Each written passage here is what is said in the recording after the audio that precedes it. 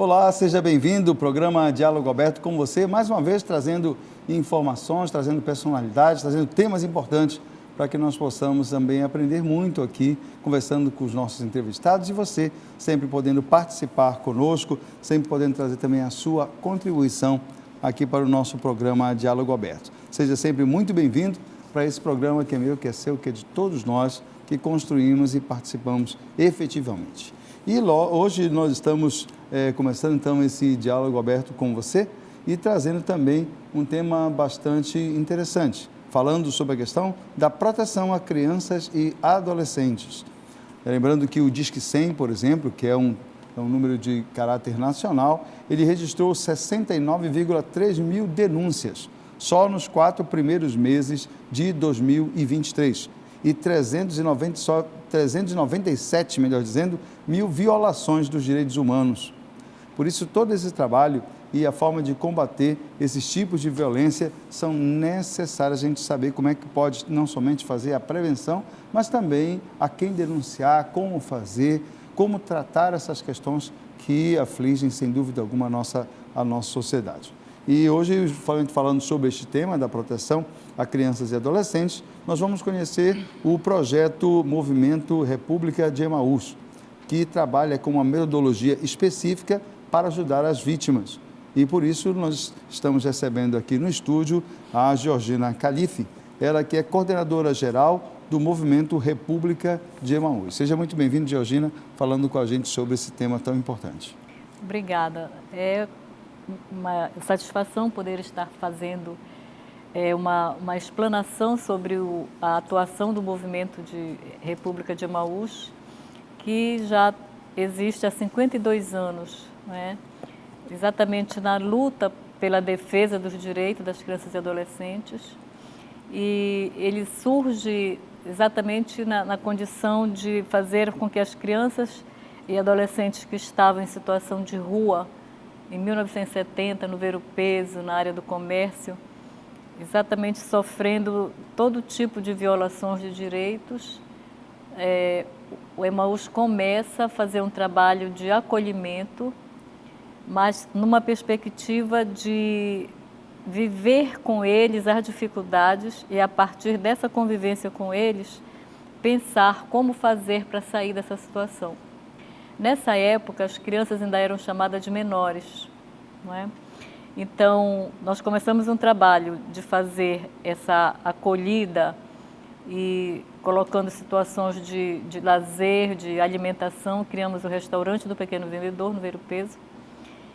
E nesse movimento todo de aproximação da realidade deles, fomos percebendo todo tipo de violação que eles sofriam, desde a ausência na escola, de oportunidade de escolarização, como a própria exploração do trabalho infantil, que era a causa principal deles estarem na rua, vendendo, trabalhando. Vendiam o que, Georgina, principalmente? Vendiam jornal, saco, lá no Ver-o-Peso, jornal, sacolas, engraxates, todo tipo de venda de rua, né, com uma predominância para os saqueiros na Feira do Ver-o-Peso e os sacoleiros no comércio, na área do comércio.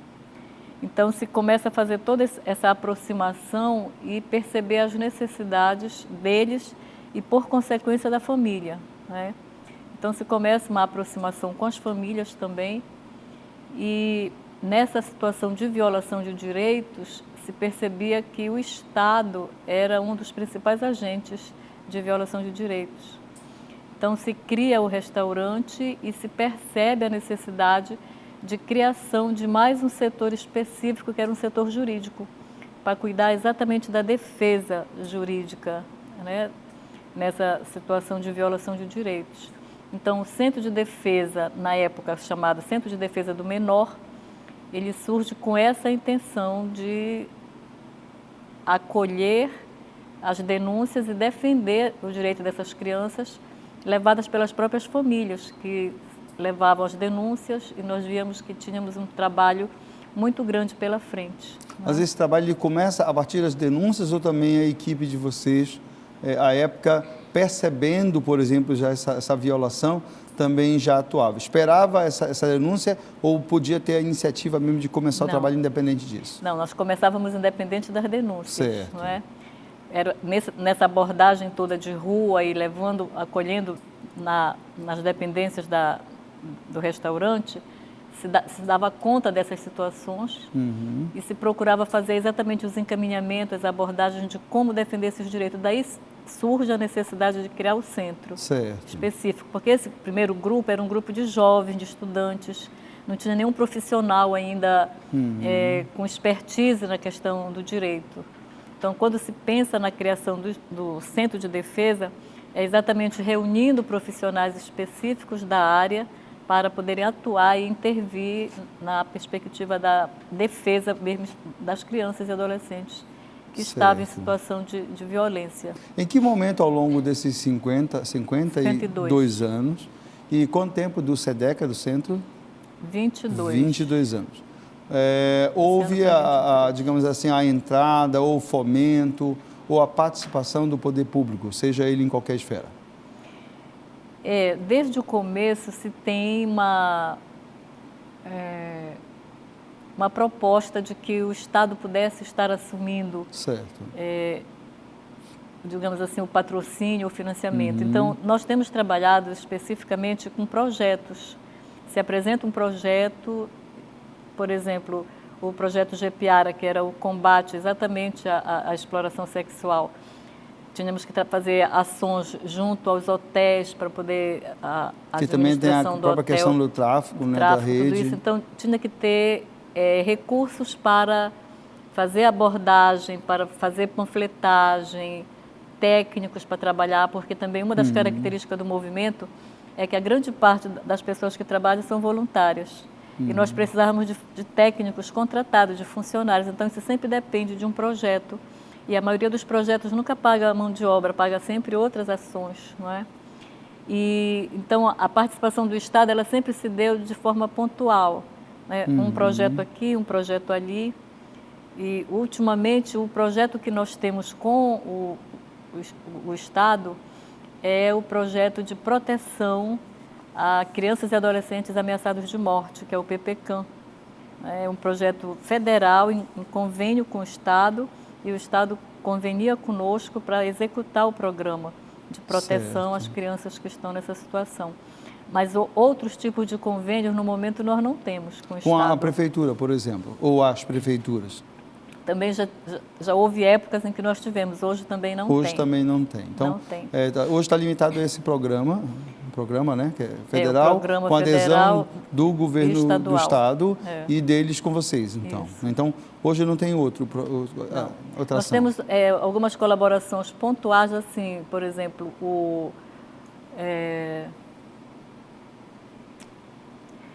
a questão da musicalização. Nós temos um convênio com o Carlos Gomes que libera instrutores para fazer aulas com os nossos meninos. Certo. Não é? Mas isso é conveniado? Existe um contrato ou não? Tem um termo de colaboração. Um termo de colaboração. Certo. Mas é assim, a cedência daquele profissional nas horas livres e tudo mais. Certo. Mas convênios mesmo, nós já tivemos vários e hoje não existem mais. Inclusive, é uma das dificuldades que nós enfrentamos. Nós temos uma equipe no SEDECA hoje que faz esse trabalho de acompanhamento de acompanhamento e defesa nos processos muito pequena, tem apenas 2 advogados e um assistente social, por conta exatamente da falta de recursos. E essa equipe ainda é financiada por um programa internacional, que é uma fundação que nos ajuda a desenvolver o programa que nós chamamos de Amazônia Viva, que faz uma interferência e um acompanhamento com as famílias dos adolescentes vítimas de chacinas que houveram aqui em Belém. Certo. Então, a gente faz todo um acompanhamento dessas famílias, no sentido delas se reerguerem, né, readquirirem a autoestima, se organizarem enquanto mulheres trabalhadoras, que a maioria são as mulheres. Vocês têm o controle, Georgina, de quantas crianças e adolescentes são atendidos hoje pelo SEDECA Emaús? Ou pelo próprio movimento como um todo? Você tem uma ideia de quantos estão? Pelo movimento como um todo, nós atendemos em torno de 600 a 650 crianças e adolescentes, porque nós temos vários projetos. Isso é capital, né? Só capital. Certo. Só capital. Nós já tivemos ações pelo SEDECA em outros municípios, Pois não. mas tudo isso também precisa de recursos para que a equipe possa se deslocar. Né? Apoio de parlamentares e da iniciativa privada, alguma coisa nesse sentido? De parlamentares também já tivemos alguns, tivemos emendas do senador Paulo Rocha, da deputada Vivi Reis. Certo. Mas pontual, né? Só, pontual, né? para aquele projeto específico e depois acabou, não tem mais. A gente está sempre correndo atrás. Certo. E da iniciativa privada? Alguma empresa aí prestadora de serviço ou mesmo da área de comércio, alguma coisa nesse sentido? Não, a gente também está correndo atrás desses patrocínios. E quem quiser pode procurar. Tem um telefone que você falou que é o telefone do movimento, ou é do SEDECA? Ele é geral do movimento. Aí certo, pode passar. É assim, nós vai temos, estar na tela, né? Nós temos um programa... Esse aí, né? 3286-7683, esse aí é geral. Temos um programa chamado Sócio Solidário. Sócio Solidário. Que tanto pode ser pessoa física como pessoa jurídica. Ok. Então, através desses sócios é que nós conseguimos manter algumas atividades junto a essa criançada. Né?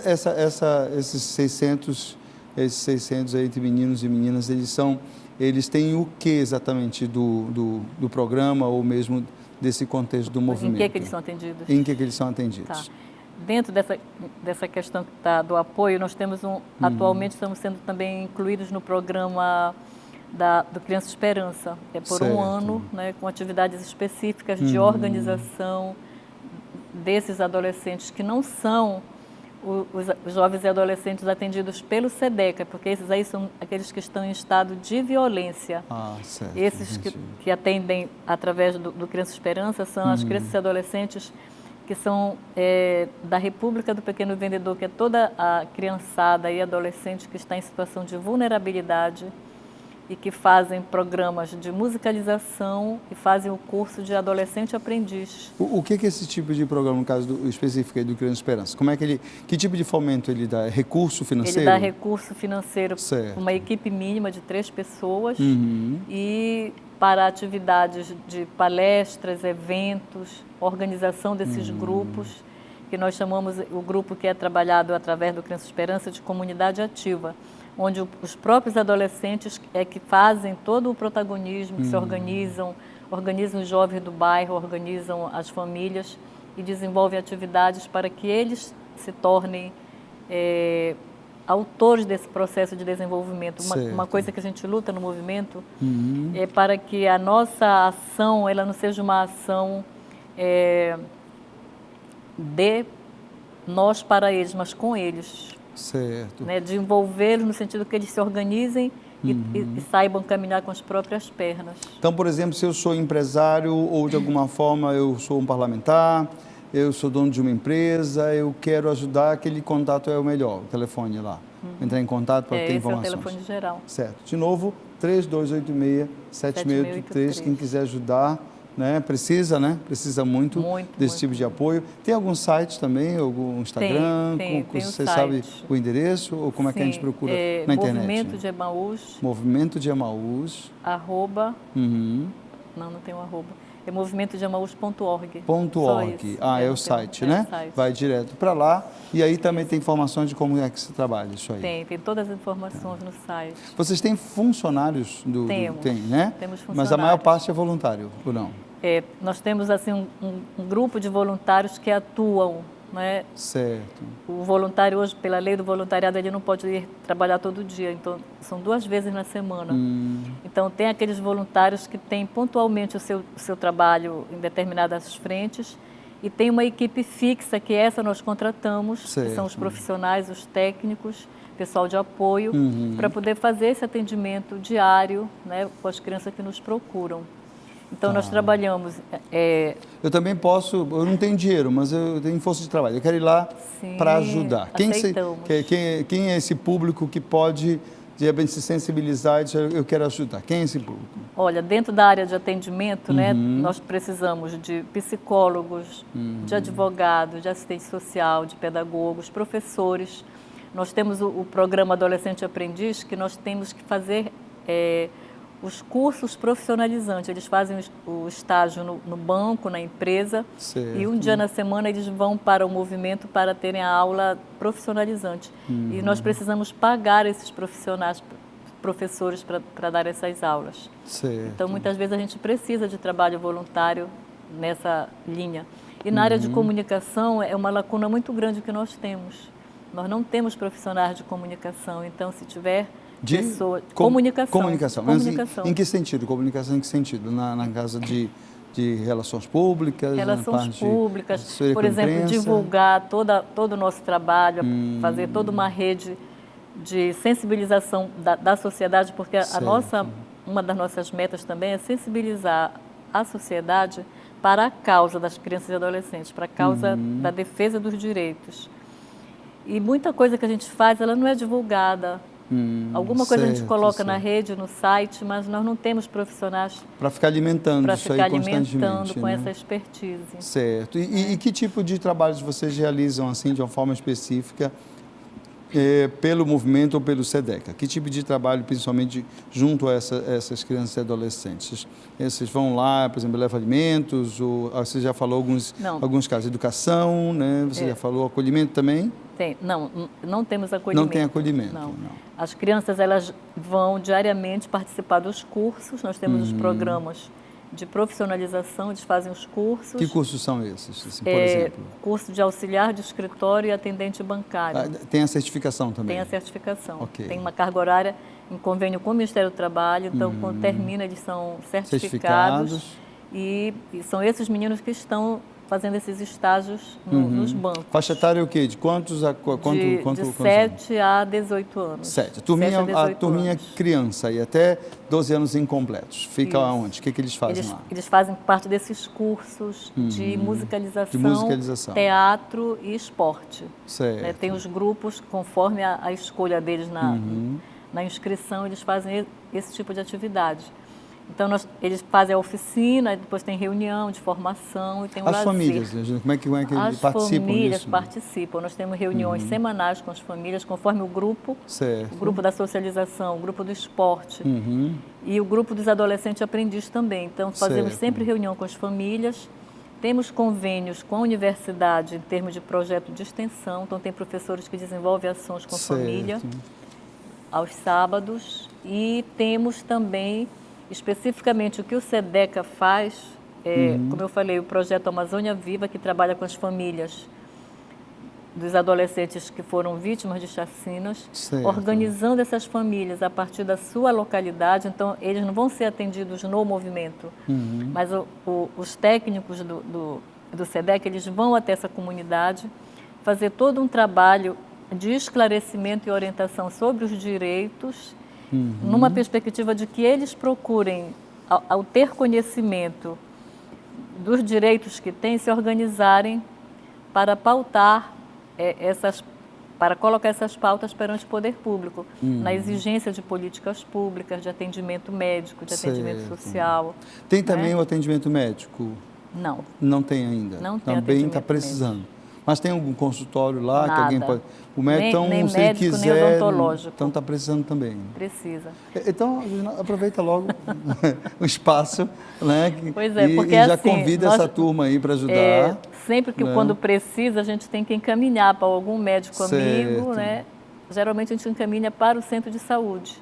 Mas nós não temos atendimento específico. Há muita necessidade de acompanhamento psicológico, serviço social. Serviço social nós temos, mas psicológico. Saúde preventiva. E o outro trabalho também que nós fazemos nas escolas são palestras de sensibilização contra a questão da violência sexual. Sim. Então, nós escolhemos as escolas, entramos em contato com a direção e fazemos palestras de esclarecimento e de orientação sobre... E como é o feedback aí dos alunos e das famílias quando vocês vão lá e pelo movimento já começam a falar, já começam a orientar? Tem um bom retorno deles? Tem um bom retorno, Tanto que quando a gente abre as inscrições, a gente espalha, né, faz os convites, faz as orientações, e nós somos muito requisitados para fazer esse trabalho. Ótimo. Só não temos gente suficiente, temos que nos dividir para poder atender, né? Poder atender essa demanda. Em média, quantas escolas vocês trabalham assim por mês? para esse trabalho das palestras e orientações? Nós fazemos no máximo 2 escolas, Certo. porque como nós temos pouca equipe, ou ela faz uma frente ou ela faz outra. Então, quando Certo. você vai para a escola, você deixa de ir na empresa acompanhar os meninos que estão Já no trabalho de aprendiz, de né? aprendiz, que é uma equipe Certo. própria que faz, é a mesma equipe que faz tudo isso. Aí nós temos a campanha de Emaús, que é aquela que faz a movimenta a cidade arrecadação inteira, né? do material para distribuir em termos de recursos próprios para o movimento. Certo. E aí no dia que tem feira, nós temos voluntários, mas nós não temos pessoas que possam dar suporte à A quantidade. questão logística também, né? A quantidade de pessoas que procuram no dia da feira, Certo. aí nós temos que deslocar pessoas da equipe de atendimento para ir também ajudar na feira. Esse telefone que você colocou, se alguém quiser também fazer alguma doação de algum material, também pode utilizar. Pode ligar. Tá. Isso aí. 3285, né? 7683. 7683, pode ligar também. A senhora estou com o material aqui, vocês também conseguem buscar. Essa questão do material para ir buscar, hoje, com todo esse trânsito que nós temos na cidade, e nós temos um caminhão também que já está em condições precárias. Então, nós não temos condições de atender imediatamente a esse chamado. Se alguém puder levar, né? Se puder levar é melhor, mas com esses chamados que as pessoas não podem levar, nós acumulamos uma lista e fazemos um roteiro por proximidade regional, para poder, naquele dia vai para tal bairro e recolhe todos os endereços. E às vezes as pessoas não têm muita paciência de esperar, né? Porque não dá para a gente sair, tem o consumo do carro, tem a equipe que é pequena. E às vezes é pouca coisa, nem compensa. Não compensa, né? exatamente. Mas assim, se eu quiser levar, fica onde? Qual é o endereço lá? Fica na Avenida Padre Bruno Sec, que é a antiga Rua Amada, lá no Bengui, número 17. Certo. Aí pode levar para lá. Pode levar lá de 8 às 17 horas e sábado até meio-dia. Certo. E assim, então você tem profissionais que precisa de apoio também nesse sentido, né? Precisa também dessa questão do apoio financeiro, mas também logístico desse trabalho. O financeiro seria as pessoas que pudessem aderir à proposta de ser sócio solidário, de contribuir mensalmente, né, com uma quantia mesmo nessa categoria, sócio solidário, nessa manutenção do trabalho. Tem um valor mínimo para isso aí, não? Não tem um valor mínimo. Só Qualquer não pode valor ser já R$5. Certo, né? O que? Uns R$30, R$40, a partir daí de R$20 já ajuda. Tem várias formas, né? Tem através do Pix, tem boleto, tem desconto na folha de pagamento, tem várias formas. Também esse contato, ou pelo site também dá para fazer isso? Pelo site também tem uma página lá que pede, se a pessoa quiser aderir, ela entra em contato com a gente. E tem uma fidelidade, por exemplo, tem que ser 1 ano, 2 anos? Não, fica a critério da pessoa. Certo. A gente procura manter essa fidelidade, né? Certo. Incentivar, fazer relatório, mostrar o que a gente está fazendo, divulgar, para que a pessoa se mantenha fiel. Mas mesmo assim ainda tem uma certa inadimplência. Certo. Ainda tem gente ainda que poderia ajudar mais, né? Acaba desistindo, né? Isso. Tá. Você está há quanto tempo lá? Você está desde o início? Eu estou desde o início. Lá com o eu Padre fazia Bruno. parte do grupo de jovens que fundou junto com ele. Então, há 50 anos de estrada, já está o quê? Na segunda, terceira geração já dessa turma que vem ajudando. E tem gente que ficou, que permaneceu, que retornou? Nós temos. Hoje nós estávamos de manhã reunindo esse grupo. Certo. Então, nós temos ainda grupos da minha época, pessoas do meu grupo que estão lá. E já tem também os que eram garotos na época, no início, e que hoje retornam como profissionais atuando como voluntários. Certo. É o grupo que nós chamamos de sócios efetivos. Certo, que acaba agora contribuindo também. Que agora também. acabam contribuindo, querendo retribuir o que foi feito por eles. Né? E temos profissionais da área de educação, por exemplo, temos professores, doutores na universidade que foram garotos do movimento. Certo. Entendeu? Tem gente assim... E hoje também contribui com conhecimento, com o trabalho, com conhecimento, isso é ótimo. Financeiramente. E então, denúncias também, quando a gente percebe a questão da violação desses direitos, pode ser feitas, além do Disque 100, que é o número nacional, pode também, aquele mesmo telefone, a pessoa também pode ligar e denunciar, não tem nenhum problema, né? Pelo site também. Pelo site também pode fazer denúncias, né? Tá. Esse trabalho também é acompanhado pelo pessoal do Conselho Tutelar também, do bairro? Nós temos uma interação com o Conselho Tutelar e com o Conselho também Estadual de Direito da Criança e do Adolescente, né? Fazemos parte. Então, o movimento ele está dentro do Sistema de Garantia de Direitos. Então, ele trabalha promoção, na defesa e no controle social. Ok, tranquilo. Ok? Conversamos então com a Georgina Calife, ela que é coordenadora geral do Movimento República de Emaús. Georgina, te agradecer aí pela participação, tá? E mandar realmente aquele abraço para a turma toda que trabalha. É um trabalho árduo, mas sem dúvida alguma é extremamente recompensador no sentido de você estar realmente ajudando efetivamente, né? Nós Caridade se faz, né? Não adianta só pensar, né? Manter, né, o legado que o Padre Bruno nos deixou, certo. fazer com que essa missão não era uma missão só dele, é uma missão Sim, nossa ampla, enquanto sociedade. né? E é uma missão efetivamente, né, daquilo que é a expressão da caridade, né? Olhar para o outro e realmente perceber a necessidade de que cada um também tem que ajudar. E olhar né? esse outro como o próprio nome do nosso trabalho diz, o movimento de Emaús é reconhecer no outro a presença do Cristo. Sim, com certeza. Então a gente procura ser fiel a esse lema, a esse tema. Fé, esperança e caridade, né? A gente tem que ter essa consciência, tem que expressar esse amor e tem que também materializar, né? Isso. Porque a fome tem pressa, Sim. né? E todas essas questões que envolvem a dor, né? O sofrimento, né? Essas violações, a violência como um todo. E é preciso realmente que as pessoas se comprometam para transformar essa realidade. Georgina, mais uma vez, parabéns. Leva o nosso abraço a todo o pessoal de lá. Contem conosco também para essa questão de trabalho.